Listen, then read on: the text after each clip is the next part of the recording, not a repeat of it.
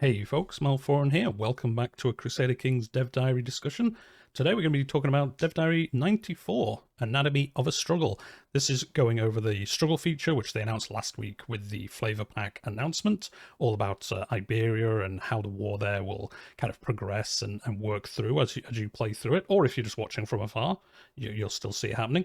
So yeah, it's just basically going to go through how the struggle system works, gives a little bit of an overview and all that good stuff. So yeah, we're just going to get straight into it. The basic pitch: a struggle is a long-form conflict, generally not just a war, though they likely include them, covering a particular chunk of the map. They are different phases, each of which have different variant gameplay rules. Holy wars are disabled, which we saw in the Dev Diary last week. Characters of different religions may marry without. Again, we saw that last week. And Jerusalem cannot declare or be declared war on. So already with this, I know from some of the discussion that happened after last week's announcement is, why isn't the struggle in other areas of the map? And I wonder if they will use it somewhere else. Like, this would be perfect, I think, for Crusades, even if you did like a mini version of it, because looking through this and the announcement last week, it looks like this is supposed to last a considerable amount of time, whereas I think Crusades are obviously a little bit smaller time frame. So I wonder if they will in the future, or if you can mod this feature, which they did say last week you could, if you could have like mini struggles for each Crusade or something like that, which would make Crusades maybe a little more interesting.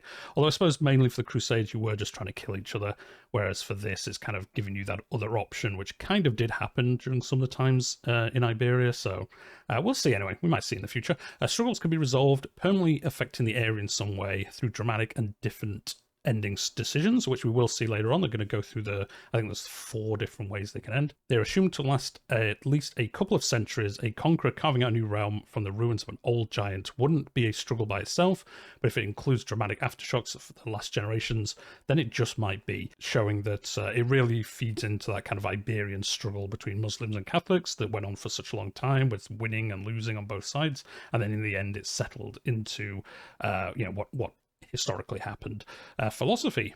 So why are we introducing this mechanic attached to a flavor pack? Well, simply put, we didn't think we could do the historical realities of the Iberia justice without something like this. I think it's cool having this mechanic. It's going to be weird, I suppose, if flavor packs continually bring out like standalone mechanics like this. Like we had the Jorvik mechanics and things like that in the first flavor pack, and then we've had this mechanic in this flavor pack. Are we going to get a different one each time? It could be kind of funny trying to remember which bits of the map have different special mechanics, but I'm sure it'll be cool.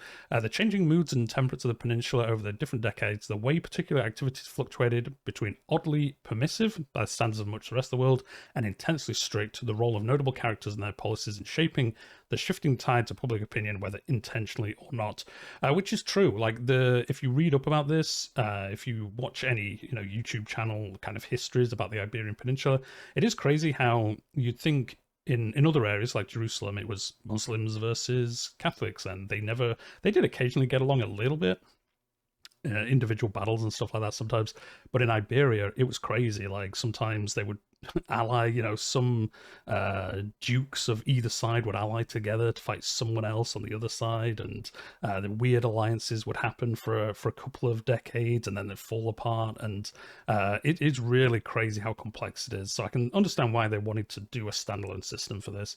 Medieval Iberia is just such a fascinating smorgasbord, always a good use of smorgasbord, of mercurial special rules that we had to create a system for that would allow us to model them.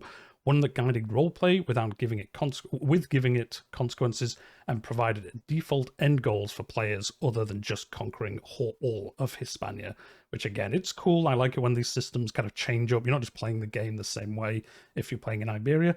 Though Iberia badly needed such a thing, it would have been a waste to create a system tailored only for Iberia. Complex and shifting local circumstances and long-form conflicts that don't take the form of actively prosecuted warfare are something that's seen in many parts of the world, and a setting-agnostic system that catered to the peninsula could easily be repurposed elsewhere.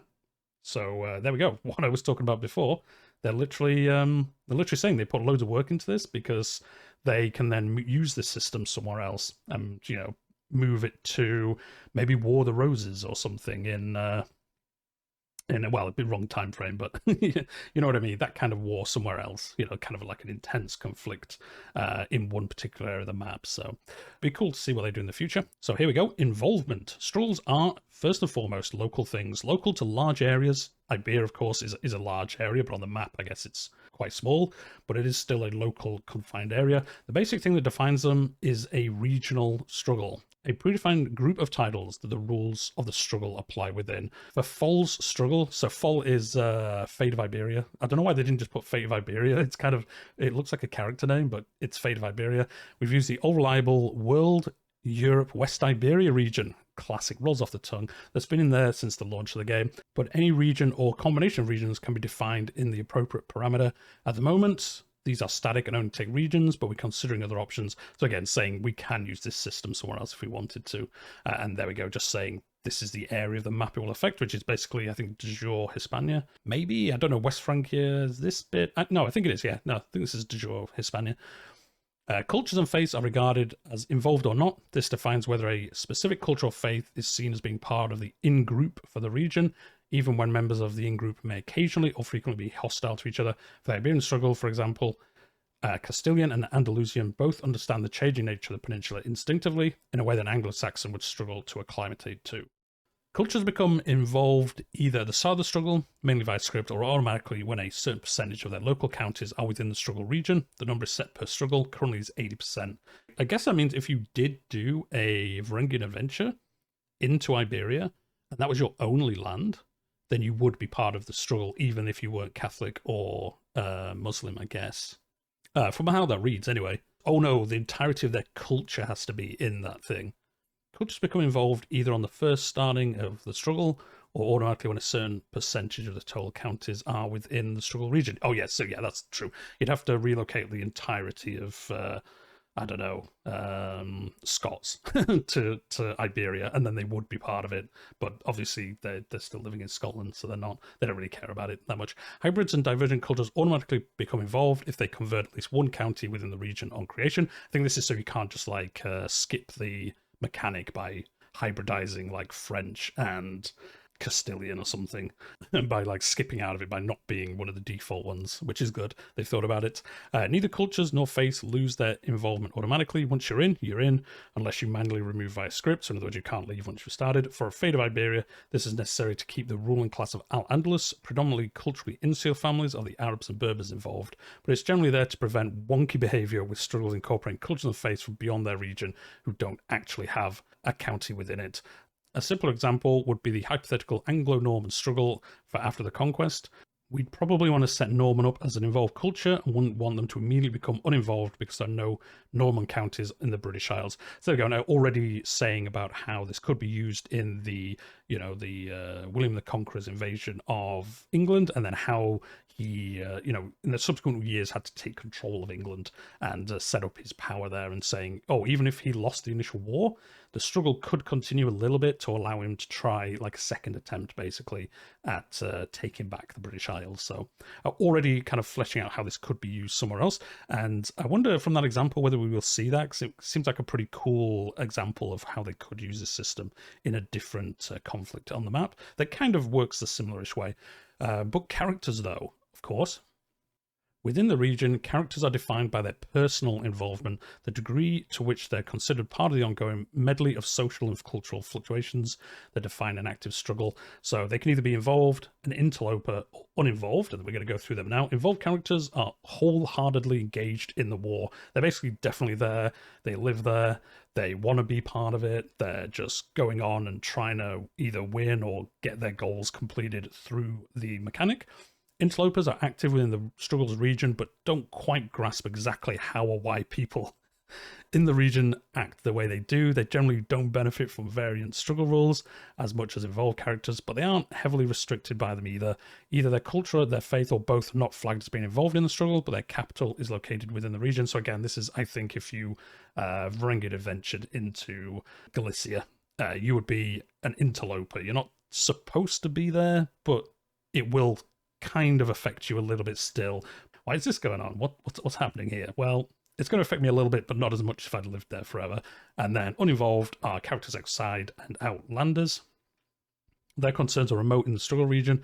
Even if they're originally from that region, their isolation from it makes them lose touch with its subtleties and current events, regardless of cultural faith. If their capital is located outside the struggle region, or if they're landless and physically not there, character considered uninvolved in that struggle.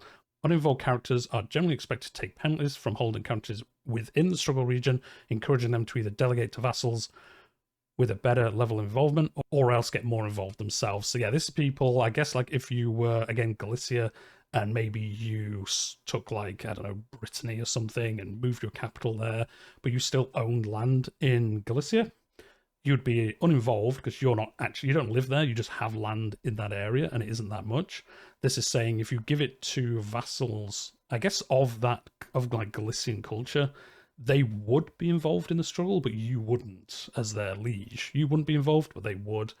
Or you can just, I think, move your capital there, then you would be involved as an involved character. So again, kind of showing the UI here. You are involved in the Iberian struggle. Your realm capital is in the struggle region. Your faith is involved, and your culture is involved. So I don't know how many of these you need to have, whether you have to have all three or just one of them.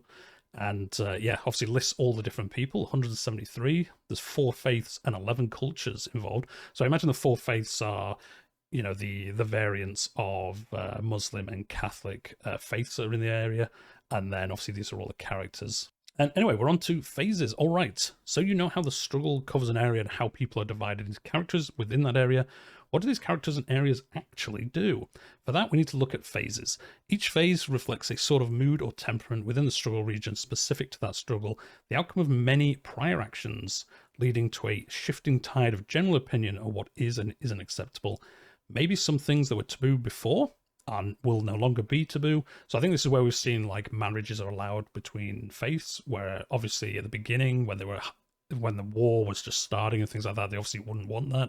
But maybe if there's a period of peace, you know, it's looked on a little bit better, and they don't mind it so much. Then we'll talk about how each transition between phases a little bit more in the moment. It's worth noting that each phase has at least one and usually more future phase predefined for it. A phase that actions taken in the course of play will gradually move the region's mood towards. So basically saying during a phase, you can either move it towards, I guess, further down the path of peace, or further down the path of there's going to be a big war at the end. Within the Iberian struggle, phases are on a loosely even cycle. There are some lateral movement and backtracking possible. They mostly move evenly in a circle. This is purely a design choice, and more esoteric flows are entirely scriptable. So saying at the moment it kind of goes around in a circle through the different phases, I guess, until something triggers the end. You'll see that later on. They're going to go through how the phase can end abruptly, and then that's it. The whole struggle finishes. But they are saying you can script for mods, I guess, just like a linear path of a struggle that predefined what happens. Manifesting the mood. The actual effects of each phase can be split between 3 broad characters: parameters, character modifiers, and county modifiers. These are even further split by the involvement of different characters. So it's getting complicated already. Parameters work similarly to doctrine perimeters in faith. The local parameters for cultures, they're special rules entirely defined within script, and so fully moddable. That can be referred to elsewhere in script to unlock unique content, provide special exemptions, or block off specific actions. Modders can basically use this to do crazy stuff, whatever they want. It's like fully moddable how it works and what bonuses and things like that it gives. For example, in one phase, involved characters may be able to intermarry between faiths, which we saw last week. In another, interlopers might receive cheaper holy wars, whilst involved characters have them blocked entirely. In both, uninvolved characters may be blocked from culture converting involved cultures. The interloper side of it's really interesting, especially where they've mentioned holy wars there. So again, if we use the Norse example, during a particular phase, they might get cheaper holy wars, because I guess, like, role-playing wise, they're looking at, like, oh, there's this struggle happening, they're preoccupied with each other. Well, we're gonna push through a Satru and grab a bunch of land for our faith because they're busy, and we're gonna do what we can to grab stuff. So that is cool that it does affect other people as well. And then we've got a nice screenshot. So these are the culture effects for being involved in the Iberian struggle. At the moment, this is obviously under development, as it says, so don't quote these when it comes out. Common culture effects: using promote culture proceeds faster, so you can convert people faster to your culture. Effects for involved: releasing prisoners of a different culture provides prestige, so being lenient. Opinion of different cultures +10. Different cultural opinion, again, +10. Cultural acceptance gain +50, and you can learn an extra language as well. As with other breeds of parameter, struggle parameters are identified purely by the exact spelling and can thus be reused simply by duplicating them, either within a struggle or in other struggles, making them versatile rules. Again, just saying how you can mod it. Character modifiers can be applied directly to involved or interloper characters. This generally chiefly affects involved characters, making some things easier and other things harder, but can also use it to let interlopers occasionally have an easier time at bending or breaking local rules. Again, what we just said, you can kind of affect the 3 different types of people in different ways to really kind of give you that ebb and flow of things happening in the region. Uninvolved characters do not have a character modifier slot. We don't want characters in India getting negative modifiers for not being involved, or interlopers in a struggle in Iberia. So again, they're saying characters aren't affected if they're not from the region or something like that. So it doesn't like affect the whole map. It is within that struggle region. And again, just saying how you can mod this a little bit more. Catalysts. Transitioning from a phase to any of its future phases requires the activation of catalysts, notable events, gameplay actions, consequences to existing mechanics that drive the current phase towards a specific future phase. Catalysts themselves can be anything: a war being declared, a type of character being seduced, a certain type of scheme failing, and so on. We saw this last week. There was a screenshot of you got like 10 progress for marrying somebody, 10 progress for converting somewhere, and all those different kind of like little progression, almost like an XP bar kind of filling up as you did things regarding that phase. Whenever a catalyst is activated, meaning the thing that sets them up happens, the current phase gains points towards the future phase that the catalyst is tied to. For instance, a notable interfaith marriage might help an uncertainty-focused phase gain points towards a tolerance-focused phase. Catalysts themselves are repeatable, and the points they give vary within the difficulty of the catalyst in question. 2 notable characters becoming soulmates might be worth more points than a notable character being executed. Yeah, because one of them's way easier than the other. Again, I think we saw that last week. Some were worth like +10 and others were worth +2 and +5 points. Pretty obvious. You know, if something's harder to do, it makes more progress than another. On the off chance that all or the dozens or hundreds of characters involved in a struggle are becoming incomprehensibly boring, we should note the existence of one special catalyst: the passage of time. Every phase has a default future phase and receives a single point per year towards that phase's tally, representing the natural trend of public discourse between particular conclusions. So they've thought about that. It isn't just going to get stuck with like nothing happening, basically, because no one's killing people or something. Ending decisions. A core part of the identity of struggles is that they're not things that can be solved just by painting the map. This is a map painter. No, it's an RPG. After all, if they were, then the Iberian struggle would be ended in the first decade, when Musa ibn Nusayr, I think I've pronounced that relatively well, has essentially subjugated the entire peninsula. We wanted to provide much more difficult and interesting goals for ending a struggle than just conquering the entire region. After all, it really doesn't matter if you've conquered everyone, if that hasn't dealt with the underlying societal causes besetting a local struggle. So again, just saying they wanted it to play out a bit differently than just paint the map in your colour and you've won. The Iberian struggles. This is specific about the Iberian struggle. Everything else has kind of covered it a little bit, but kind of talking about the mechanics and how they generally work in the background. But this last bit is just about Iberia. So I'll put probably a timestamp here for people so they can just skip the first, 20 minutes. This is a long dev diary this week. To finish up, let's look at the new Iberian struggles design. Although, again, this isn't final and things can change before it comes out. The Iberian struggle phases are opportunity, hostility, compromise, and conciliation. Opportunity can lead to either hostility or conciliation. They were the 2 I was talking about before, depending on how the peninsula's leaders treat each other, while both hostility and conciliation respectively build or degrade towards compromise, which in turn decays into opportunity, starting the cycle again. They're saying you can kind of go between either, but if you end up towards compromise, then you can actually go into opportunity, and then the cycle can start again. You know, there hasn't been a conclusive end to the struggle, and kind of the underlying issues carry on, and then the cycle starts again. Or at that point, you can end the struggle one way or another. So, like I say, it can carry on and on and on, or a defining event can happen and it just ends. In opportunity, Iberia is approaching a stage of uncertainty after notable spikes, hostile or friendly, in prior relations between faiths and cultures have abated. Struggle modifiers and parameters make war easier and cheaper. Nice. Changing cultures and faiths easier and cheaper. Again, pretty nice. But also unlocks interfaith marriages and block off holy wars. Friendly interrelations between disparate characters activate catalysts, guiding it towards conciliation, whilst violent ones do the same towards hostility. So, yeah, this early stage, it looks like it's really where you can decide what happens, and also it does block off holy wars, which I think they've done just to stop someone just immediately holy warring the region, just taking over. Because you can holy war pretty easily. But I wonder if you are like Castile, not Castile, like Galicia again. Can you just take over the whole area and the struggle just ends because you own all the land? They might mention it later, but if not, I don't think that's been covered yet, so it'd be interesting to see. For hostility, aggressive actors have brought tensions to a simmering fever pitch, and even the slightest differences may cause for aggressive persecution. The phase's effects make wars cheaper and more brutal for all involved, reduce economic and technological progress, and increase the capacity of many characters for hostile schemes. This is saying wars are cheaper. It says more brutal for all involved, so I wonder if you, I don't know, like automatically kill prisoners? I don't know, like more brutal? Maybe there's modifiers that make people die more in battles, who knows? You obviously want to get out of this phase because it does reduce your tech and economic progress, so I guess development slows down, or even negative maybe. So you don't want to be in this phase forever because it's going to obviously affect you after Iberia if you wanted to escape somewhere else. Violence cannot persist forever though, and either efforts at building bridges or simple exhaustion will eventually bring towards compromise. Standing opposite hostility is conciliation, where pragmatic politicking builds bridges between the two realms. Characters in this phase aren't really tolerant by the modern meaning of the world, but many of the harsher biases of their time are temporarily dropped and ignored in the name of expediency.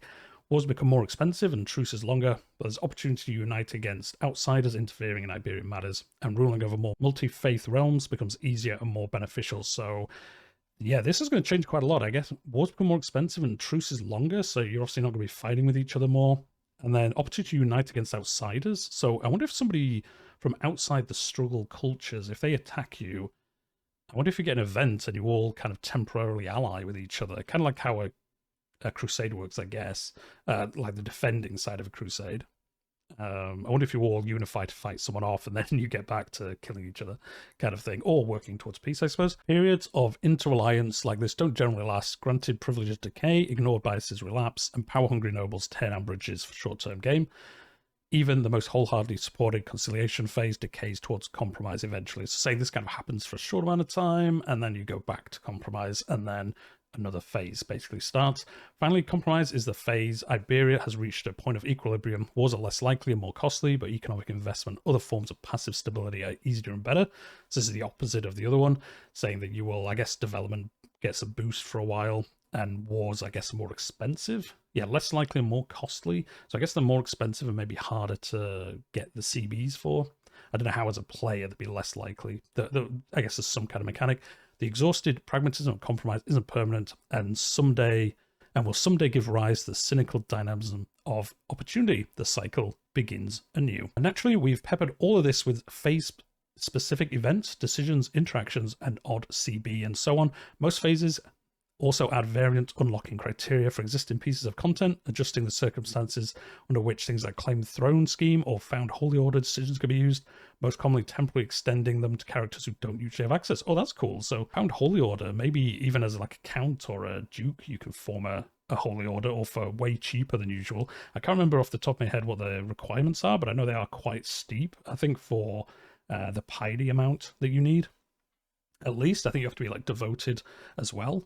So I wonder if that means it's just generally going to be cheaper, or one of those requirements is removed. Say you don't want to move on from the phase though. Maybe you think hostility is the place for you, or you prefer a more permanent conciliation and want to break the endless cycle of social transmutation. Well, unless you wanted permanent opportunity, you're in luck, because we've got ending decisions for all of them. So there we go. Yeah, this is what I was saying. There are ways to just permanently stay in one of the modes, basically, except for opportunity, because that's, you know, it'd be a weird one to stay in with that one. So hostility, compromise, and conciliation, they're the three outcomes out of the four that you can actually end, and that's just what you stay as for the rest of the game. Can't pronounce this first word, but dominance. It is time for a strong leader to finally drag this peninsula from the mire of war and division. Iberia will be united under the Mawaladi king flying the banner. So, you know, basically the triumphant king, I guess. Hostility ends in dominance, reflecting the final ascension of one of Iberia's warring states to a position of not just military dominance, but social and spiritual homogeny. This gives your house an incredible powerful modifier, making counter-faith conversion within Iberia markedly faster, improving the relations for those who share your faith or culture, but markedly worsen them with other ones, and make holy wars and conquest cheaper and easier to access. It requires holding several important duchies, having a monocultural, monofaith primary kingdom, and being the only major player independent in Iberia. So this is what I was saying earlier, I guess. Like, if you do end up taking over most of Iberia, you can force this decision, and you basically become the primary person. Everyone sees you as, okay, they rule Iberia, and then you get loads of cool modifiers to make it easier to convert Iberia, and then you build that stronghold of, you know, say the Catholics win it, they can just easily culture convert and faith convert everyone, and then there they are, the monoculture. Iberia is them, basically. Detente. The wounds of past centuries will not be easily healed, but we must try if the peninsula will find a lasting peace. Truly, Iberia belongs to all of us. Conciliation's ending decision is detente. Making temporary accommodations into more permanent ones. Involved cultures gain a huge amount of cultural acceptance with each other. House modifier that improves the opinion of different faiths and cultures. And several signature mechanics of the conciliation phase become permanent for involved culture characters within Iberia, namely interfaith marriages and disabling holy wars. Additionally, Iberian characters may join defensive wars for targets within Iberia against any aggressor from outside Iberia, which is really cool. So yeah, you can't holy war anymore in Iberia. I guess outside of Iberia you can, maybe. Like if the same people were like in Italy or something. I wonder if you can holy war in Italy, but your main holdings in Spain, you can't do that. And then, yeah, they are saying any aggressor from outside Iberia, so say Britannia comes down and tries attacking you, they will form basically a coalition together to fight them off, which is cool, but also pretty scary if you're wanting to do this. So I guess if you're playing as someone from outside the region, you don't want detente as the outcome, because it's going to make it way harder to take over Iberia as an outside person. It requires a certain level of fame, being allied to every other independent involved Iberian ruler, and completely controlling an Iberian kingdom without controlling more than a certain fraction of the Iberian territory. So yeah, saying you have to be like a strong ruler and then have peace with everyone. So I guess you'd have to really go down that diplomacy tree and sway a lot of people to make this happen. Unless there was like, I guess maybe like 4 kingdoms and you were kind of made peace between each other. Status quo. The endless conflict of the peninsula only weaken us all. It is time to accept that Iberia was never meant to be united. Instead, be content with battle laws. I don't know what that word is. I'll have to look it up after. This is the most interesting one for me. Compromise ending decision is status quo. Where dominance is enforcing will and detente is finding accommodation. Status quo is accepting that things have changed and that attempts to unite the peninsula are futile, and its people and realm should go their separate ways and leave their neighbours be. Status quo balkanizes Iberia, transferring duchies to connect to kingdoms if appropriate, and making every kingdom within Iberia its own de jure empire, whilst permanently destroying Hispania, so you can't form Hispania after this. Ruling houses across the former struggle regions gain a modifier for 2 centuries, making them better at fighting in lands of their own cultural heritage, whilst the capital counties of each independent ruler become strongholds for the next century. Some IBs within Iberia become more expensive. The requirements for status quo are a bit Byzantine, not like the Empire, essentially making it function as an opt-out decision if dominance and detente prove too difficult to work towards. If Iberia cannot be subjugated or coerced into cooperation, then in extremis, it can always be destroyed. So yeah, this is the coolest one, because it basically, everyone decides, look, we're never going to get to one of the 2 other decisions. We're just going to destroy Iberia, and all the different kingdoms become empires of their own de jure, which is pretty cool. And yeah, then they get modifiers for defending their own cultural heritage. So I guess you can fight with each other, but the defending culture is going to get such massive bonuses. It's going to be hard to actually beat them in a battle, I guess. So yeah, I like that one. It was pretty fun to see how that would actually shake up. And then if someone like Francia can come down and take advantage of that, because they won't have those modifiers affecting them. So kind of you're all independent, but then you're ready to be gobbled up by somebody else. And then future use, the Iberian Struggle is our first go at the struggle system, and it's one we're fairly pleased with. So again, just saying that they can use this in future content, or they can, modders can do whatever they want. So the part system you'd like to see refined and made more flexible. What struggles would you like to see in the future? What's the jankiest idea that you hope to use in the struggle system? Just saying, if you want to go in there and give them options. I think the Norman one sounds pretty good. I think they could use a version of it for Crusades, maybe not every Crusade, maybe like 1 in 5 are like special crusades where this happens for a limited amount of time rather than obviously the centuries that it's supposed to go on. There must be other ideas elsewhere in the map where you could use it. So if you do have any ideas, put them in the comments down below. It'd be cool to see what you all think about where this could be used, or what do you think of the system itself. I like it.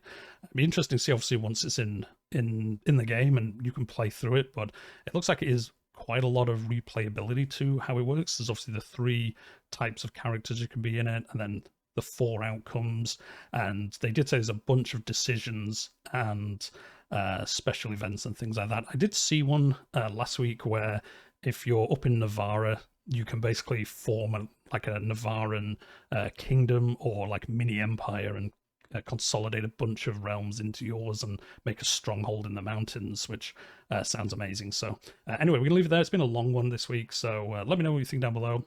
Like the video if you've enjoyed it, and if you're new here, I cover the dev diaries every week and play some other Crusader Kings and things like that, so you know what to do on YouTube. But I'll see you in the next one.